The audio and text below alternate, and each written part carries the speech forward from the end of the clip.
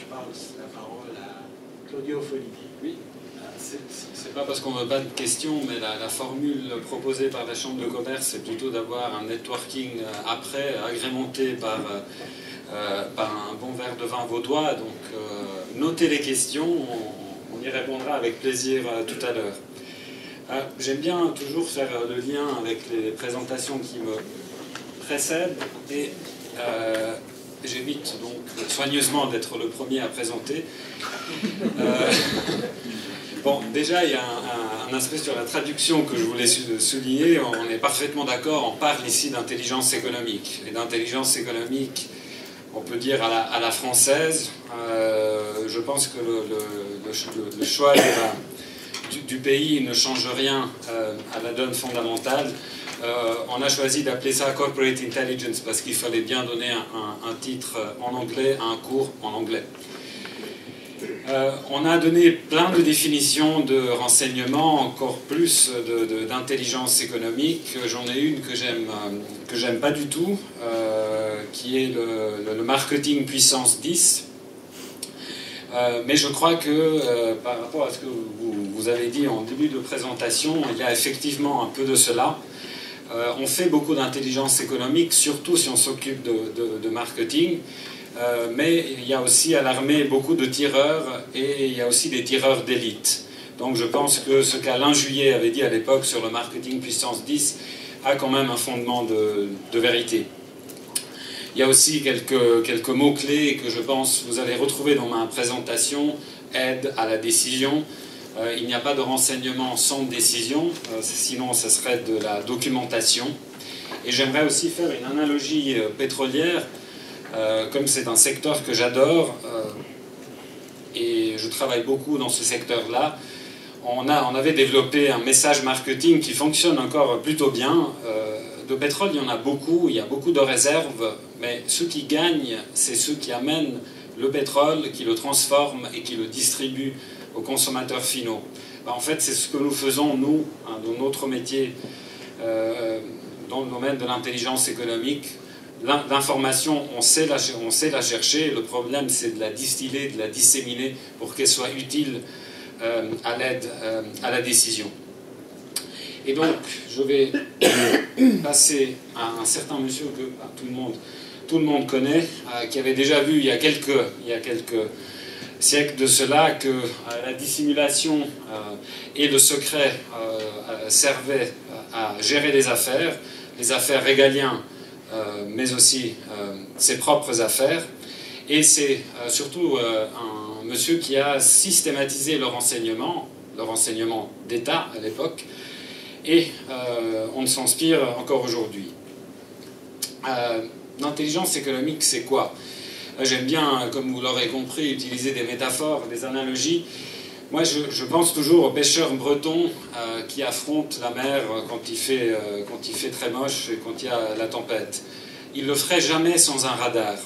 Donc parfois, quand je me demande pourquoi ils souhaitent affronter l'océan sans radar, pourquoi ils le font de manière parfois systématique. On a parlé d'influence. Je pense que les entreprises ont la chance de pouvoir beaucoup influencer, beaucoup plus qu'auparavant. Parfois, ils ne la saisissent pas. Et pourtant, par analogie avec le renseignement gouvernemental, on sait tous que les grandes organisations de renseignement ne faisaient pas que de la recherche d'informations, mais aussi de la propagande. Et c'est bien un mot un peu moins gentil pour traduire le mot influence. Enfin, il y a la cuirasse, il y a la sécurité économique qui est pertinente non seulement pour les entreprises, mais aussi pour les systèmes économiques, donc pour les États. Les États, j'ai l'impression, certains en tout cas, ne saisissent pas l'importance de la protection du patrimoine informationnel en particulier et du patrimoine économique plus en général. Donc, on va essayer de vous donner quelques exemples, par exemple des exemples de pillage économique qui se fait pas seulement en espionnant ou en volant de l'information, donc avec des méthodes cybercriminelles, mais peut se faire aussi avec des méthodes capitalistiques. Par exemple, les Chinois qui sont été à espionner Renault, en tout cas c'était l'idée de Carlos Ghosn, on va en parler après, se sont donné beaucoup plus de peine à racheter Peugeot, parce que ça coûte peut-être moins cher et c'est moins risqué de racheter une entreprise plutôt que de l'espionner. Donc pourquoi je vais parler de tout ça? Bon, j'ai développé une petite expérience, bon, pas seulement d'enseignement, mais surtout de consulting, une expérience internationale qui m'a permis au fil des années de développer une petite analyse qui n'est bien sûr pas exhaustive, mais qu'on a discuté avec quelques personnages importants de l'intelligence économique. Et je trouve qu'il y a un peu trois manières de voir, la manière anglo-saxonne qui est fortement critiquée parfois parce qu'elle est fortement offensive. Moi, par contre, je n'y vois aucun inconvénient. Au contraire, je comprends parfaitement cette attitude offensive. C'est nous, Européens, qui nous cachons derrière certaines faiblesses qui sont parfois des faiblesses méthodologiques et la plupart du temps des faiblesses de l'ordre des ressources et des moyens qu'on se donne. La France a changé un peu cette attitude passive il y a une vingtaine d'années avec la contribution d'Alain Juillet en particulier et tous ceux qui l'ont suivi. Donc l'État s'attribue un certain pouvoir, comme toujours en France, mais aussi agit comme une sorte de promoteur des activités d'intelligence économique parce qu'il considère que les entreprises méritent d'être protégées. Et à cet effet, les entreprises sont encouragées à aller voir, par exemple, la DCRI, donc le service de renseignement intérieur, s'ils perçoivent des risques sécuritaires, notamment pour le patrimoine informationnel. En Suisse, cela est possible. Vous pouvez toujours essayer d'aller voir les homologues de la DCRI, mais leur mission ne prévoit pas ce type de prérogative. Donc, ils ne sont pas censés vous protéger et ils vous diront vous êtes censé vous protéger vous-même. Ce qui est une attitude, en tout cas, c'est ce que... Ça change gentiment, oui, ça je sais bien. En tout cas, il n'y a pas d'inscription formelle de ce type de mission. Il y a par contre une sensibilisation qui se fait au travers du programme Prophylax, que je vous conseille de lire. Et d'ailleurs, il y a un changement important qui se fait actuellement sur la loi du renseignement en Suisse, qui va inclure justement cette dimension qui existe déjà ailleurs. Donc, évidemment, on est là aussi pour promouvoir une démarche de formation, et on considère qu'en Suisse, il y a encore pas mal de chemin à parcourir. En France, on trouve des chaires d'enseignement d'intelligence économique dans toutes les grandes écoles maintenant. C'est un souhait, je pense, pour la Suisse aussi. Parce que, en fait, je pense qu'on a des entreprises fortement performantes, fortement compétitives, mais qui sont bien obligées d'aller chercher des compétences dans ce domaine spécifique à l'étranger. Et c'est quelque peu bizarre pour un pays qui a une formation au sens large du terme de ce niveau. Enfin, quelques phrases. Moi, j'aime bien les photos, j'aime bien titiller l'esprit avec quelques phrases qui m'ont frappé. Vous connaissez peut-être Tom Clancy. Je ne suis pas vraiment passionné de romans d'espionnage, parce que souvent ils décrivent une réalité qui n'est pas vraiment réelle.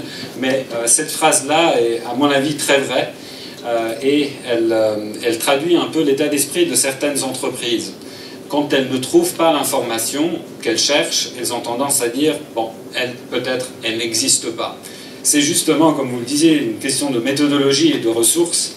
Si on a une méthodologie et on se donne les moyens de chercher correctement l'information, on finit par la trouver, et c'est seulement à ce moment-là, si elle n'existe pas, qu'on peut dire « bon, on a cherché, on a fait tout ce qu'il fallait faire », on peut affirmer que cette information n'existe pas. Et d'ailleurs, l'information que vous cherchez peut être catégorisée par rapport à la difficulté à la trouver. Ça sera relativement facile de trouver à quel moment votre concurrent va mettre sur le marché un produit, sauf si votre produit est un iPhone. Mais si vous êtes une petite et moyenne entreprise, en vous donnant les moyens, vous y arriverez. Si votre CFO est en train de vous voler, c'est un peu plus difficile. Si les Chinois essayent d'acheter Peugeot, ben, même Peugeot ne le savait pas jusqu'à un certain point. Et avoir un radar aussi performant qui vous permette d'intercepter une tendance lourde d'ici, enfin qui va se manifester d'ici 20 ou 30 ans, c'est presque mission impossible. Bon, mais il y a plein de choses un peu plus dans le détail qui peuvent être trouvées.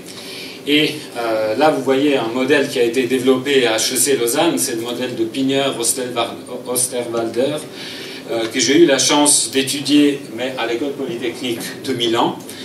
Et c'est là que j'ai commencé à me poser des questions sur l'intelligence économique en termes de discipline académique. Il y a plein de choses qui intéressent ceux qui doivent compiler ces modèles. Il y en a d'autres, il y a le modèle de Boston Consulting Group par exemple. On va vous présenter toujours des modèles.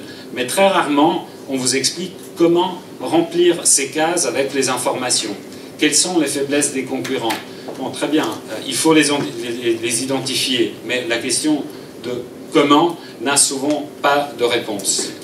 D'ailleurs, cette attitude un peu dubitative est pertinente aussi pour les individus. Les individus aussi, tout comme les entreprises, sont plusieurs composants, vivent dans un monde, ils ont des activités.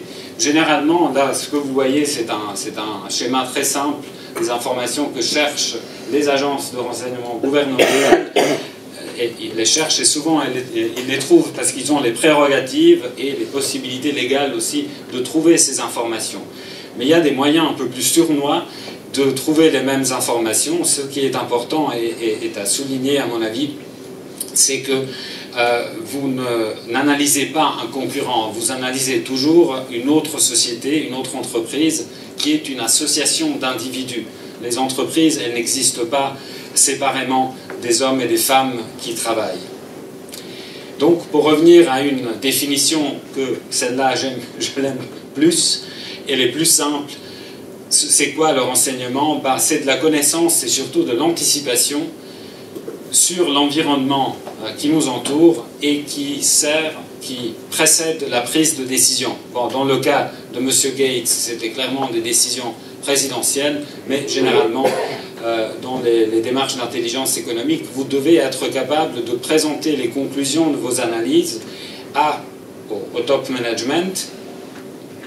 Et donc, vous avez des produits, les résultats de réunion, vous avez de la veille réglementaire. Votre travail est d'organiser une collecte structurée d'informations par des antennes qui peuvent être d'ordre technologique, mais aussi d'ordre humain. Vous devez analyser avec une certaine méthodologie et être capable de présenter vos conclusions avec une capacité de synthèse. Et j'espère être assez rapide pour ne pas avoir la critique que je ne suis pas assez synthétique. Là, je parle tout simplement des fameuses... Vous avez 15 minutes pour vous présenter le résultat d'un travail qui vous a pris 6 mois. C'est quelque chose qui m'arrive toutes les 2 semaines. Et c'est assez difficile, c'est quelque chose qu'on apprend avec le temps. On ne peut pas synthétiser une investigation de 6 mois dans 4 pays en une page. C'est parfois impossible, mais toujours demandé. Enfin, on parle d'information stratégique et on parle d'aide à la prise de décision. On insiste là-dessus, tout le monde insiste là-dessus. S'il n'y a pas de prise de décision après le processus de renseignement, vous n'avez pas fait de renseignement, vous avez fait de la documentation. Et on a déjà parlé des composants de l'intelligence économique, recherche d'information et analyse évidemment. Il y a différentes manières de chercher cette information, on va en parler. L'activité d'influence, effectivement, on n'en parle pas assez. Je ne me sens pas assez compétent pour être tout à fait franc avec vous. Il y a d'autres experts dans le domaine de l'influence ou de la propagande, même d'ordre politique, qui pourraient vous éclairer. Mais c'est clair que c'est une compétence à développer. Enfin, il y a la protection. Quand vous faites du renseignement, je pense que vous êtes bien placé pour comprendre qu'il faut protéger l'information que vous gérez. Et vous avez peut-être de l'aide à donner ou des conseils à donner à des entreprises qui souhaitent se protéger elles-mêmes. En ce qui concerne la recherche, eh bien, on parle beaucoup de OSINT, Open Source Intelligence. Vous entendrez dire toujours que la plupart des informations qui servent à une entreprise sont disponibles dans le domaine public. C'est bien vrai, mais il y a là aussi une ratio de Pareto. Si 80% de cette information est disponible dans la sphère publique, il reste 20%, et ce 20% est plus difficile à obtenir. Ça s'obtient par du renseignement humain, ça s'obtient par du hacking dans certains cas, et on sait très bien que c'est illégal. Ça s'obtient en utilisant de l'imagerie satellitaire couplée avec des systèmes d'analyse qui vous permettent d'extraire le sens de l'information que vous visualisez avec des photos. Vous pouvez évidemment, et vous devez, dans le cas d'activités productives, faire du reverse engineering. Et pour ce faire, vous devez vous approprier des produits. Et si vous arrivez à le faire avec suffisamment d'avance, vous pouvez peut-être développer le vôtre en réponse très rapidement. Apple et Samsung, je crois savoir qui sont maîtres dans le domaine. Donc si on veut positionner ces différentes disciplines sur cette fameuse spectrum qui va du blanc en passant par le gris vers le noir, c'est clair que le renseignement sur source ouverte est clairement positionné dans le blanc, mais vous pouvez faire du reverse engineering, du renseignement humain, en vous déplaçant toujours plus et toujours plus dangereusement vers la zone noire. Il faut savoir s'arrêter, c'est très clair, mais il y a aussi des activités fortement sensibles qui demandent aux entreprises d'être prêtes à franchir le pas dans certains cas. Et c'est ce que font clairement les agences gouvernementales qui ont, elles, des prérogatives d'un point de vue légal qui ne sont pas les mêmes que celles des entreprises. D'où l'intérêt, à mon avis, pour des entreprises qui travaillent dans des domaines sensibles ou potentiellement sensibles, de développer des synergies avec l'État qui commencent à être effectives et productives, mais qui sont beaucoup plus concrètes dans d'autres pays. Et juste pour revenir 5 secondes sur le renseignement sur source ouverte. Le renseignement sur source ouverte, je pense qu'ici, à peu près tout le monde le sait maintenant, c'est pas le web. Le renseignement sur source ouverte est une méthodologie pour aller chercher les informations là où elles se trouvent, où elles sont d'accès public. Ça peut inclure aussi une bibliothèque où il faut encore aller avec ses propres jambes. On ne trouve pas tout sur le web. C'est assez simple à comprendre, mais parfois difficilement applicable. Et on parlait tout à l'heure des prérogatives différentes. Les entreprises peuvent faire certaines choses, des individus peuvent faire certaines choses, et il y en a qui sont tellement calés dans le renseignement sur source ouverte qu'ils arrivent à faire des choses magiques. Mais c'est clair que les agences gouvernementales ont une capacité, des ressources non seulement financières, des prérogatives légales qui leur permettent, par exemple, de faire du SIGINT, donc du Signal Intelligence, de l'interception de signaux électromagnétiques. Ça peut être des conversations, des emails, etc. Chose que vous, en entreprise, vous ne pouvez pas faire. C'est clair que ça a toute son importance dans ce monde un peu particulier où vous n'êtes plus seulement confronté à des adversaires de votre même nature, mais les entreprises se retrouvent confrontées de plus en plus à des États qui ont donc des moyens d'intervention beaucoup plus puissants. Et je vais rapidement justement passer sur l'influence. Je pense qu'il s'agit vraiment de comprendre que on peut utiliser nos deux oreilles, nos deux yeux. Les entreprises ont tendance à beaucoup parler, font beaucoup de marketing, beaucoup de branding.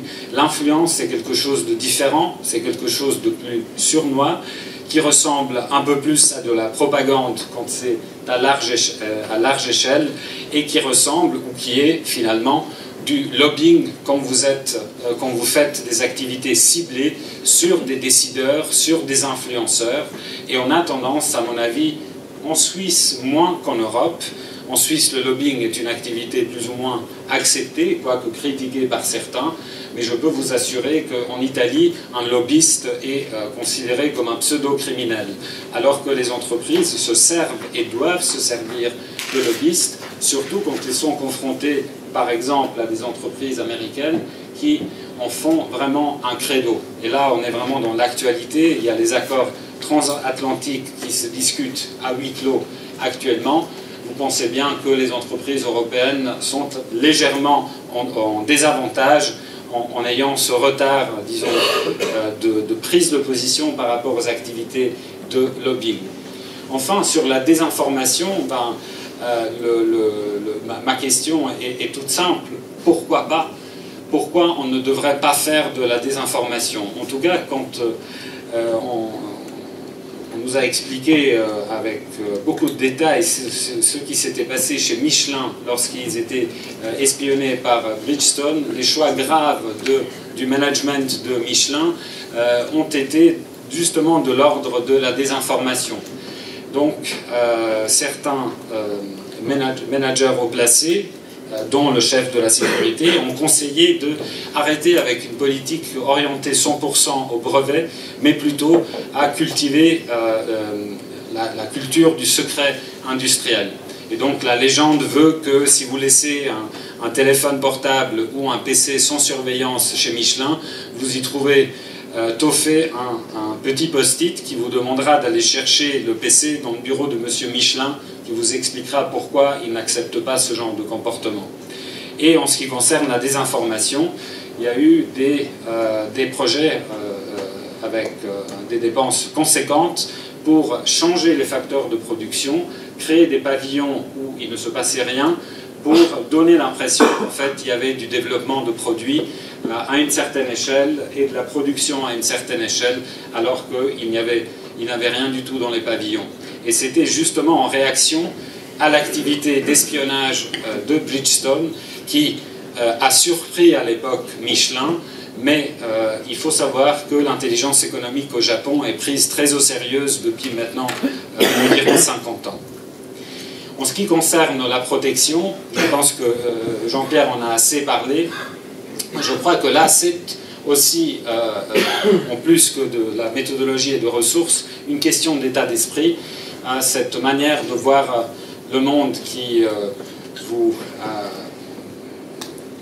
devrait vous dicter une conduite quand vous êtes surtout en dehors de votre entreprise, qui souvent est protégée comme un bunker, mais les risques les plus grands d'être intercepté, même dans une conversation entre humains, et justement à l'extérieur. Et je suis très étonné parfois quand je voyage entre Genève et Zurich de ce qu'on peut entendre, et je me mets à la place de celui qui est écouté, qui n'a pas l'air de s'en rendre compte, qui pourrait être suivi, qu'on pourrait avoir son profil, qu'on pourrait déjà savoir à l'avance quel genre de décision il est en train de discuter, et qu'on pourrait être intéressé simplement à des bribes d'informations et pas à toute la conversation.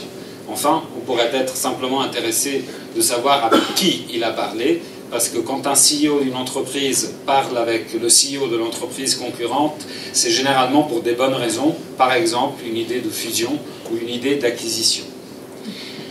Enfin, il y a aussi des affaires qui ont agité les médias, parce que les médias nous sollicitent beaucoup, ils cherchent souvent des histoires croustillantes et développent après toutes des théories, des fois justes, parfois pas, sur ce qui se passe dans les entreprises qui sont confrontées à des problèmes sérieux d'espionnage. Renault, par exemple, mais aussi Nestlé avec l'affaire Attac, et Kodak qui a raté complètement le virage numérique. Mon propos est assez simple. Parfois, le problème est cherché avec entêtement là où il n'y a pas de problème. Et c'est ce qui s'est passé avec Renault, qui était convaincu que les Chinois les espionnaient, voulaient voler leur technologie électrique, alors que c'était complètement autre chose. À son tour, dans le 20h de TF1, le PDG de Carlos Ghosn juge nécessaire de s'exprimer. Nous avons des certitudes, on n'a pas de certitude, on n'en serait pas là. Elles sont multiples, si vous voulez, et c'est bien pourquoi nous avons déposé une plainte contre X. Nous avons dit que nous allions coopérer complètement de manière très transparente. Nous attendons les conclusions. Alors juste pour vous donner le contexte, M. Ghosn parle de certitude que son équipe de sécurité lui avait fourni dans des rapports très fouillés sur le fait que 3 managers avaient des comptes en Suisse qui étaient alimentés justement par des entreprises chinoises. Vous vous souvenez peut-être que ce scandale avait créé aussi une forte tension politique entre les deux pays. Il s'est avéré malheureusement qu'il s'agissait d'une escroquerie au renseignement. En fait, tout ça n'avait rien à faire avec les Chinois. L'ennemi était à l'intérieur. Mais les mots de Carlos Ghosn, je les ai enregistrés parce qu'ils parlent de certitude, et je crois qu'on est dans un domaine où les certitudes à 100%, malheureusement, on ne les a jamais. Je répète encore une fois vos propos, méthodologie, ressources. Il faut s'assurer que tout soit en place pour pouvoir affirmer que des certitudes existent, et même dans ce cas-là, il faudrait peut-être l'éviter.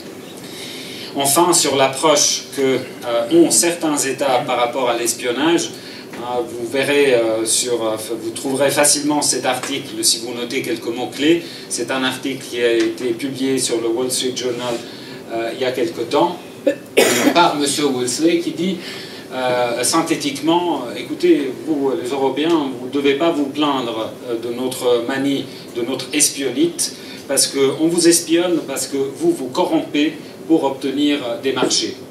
Alors, je pense que là, il s'agit vraiment d'une activité d'influence pour plusieurs raisons.